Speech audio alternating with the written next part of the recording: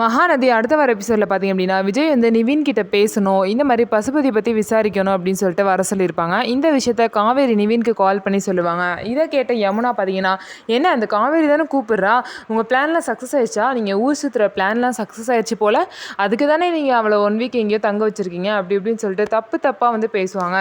இப்படி நீ சந்தேகப்பட்டுட்டு இருந்தீங்கன்னா உங்ககிட்ட எதையுமே ஓப்பனாக சொல்ல முடியாது அப்படின்னு சொல்லிட்டு நிவினும் வந்து யமுனாவை திட்டிட்டு அங்கேருந்து கிளம்பி போயிடுவார்.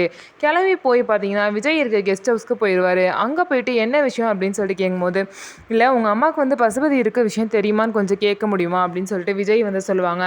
இல்லை அது வந்து தெரிஞ்சாலுமே அவங்க சொல்ல மாட்டாங்க விஜய் அப்படின்னு சொல்லிட்டு நிவின் வந்து சொல்லுவாங்க. கரெக்டு தான், அவங்களுக்கு என் மேலேயும் கோவம் காவேரி மேலேயும் கோவம் தான், இருந்தாலும் அவங்க அண்ணன் வேற கண்டிப்பாக வந்து சொல்ல மாட்டாங்கன்னு சொல்லிட்டு இவங்க 2 பேருமே பேசிக்கிறாங்க.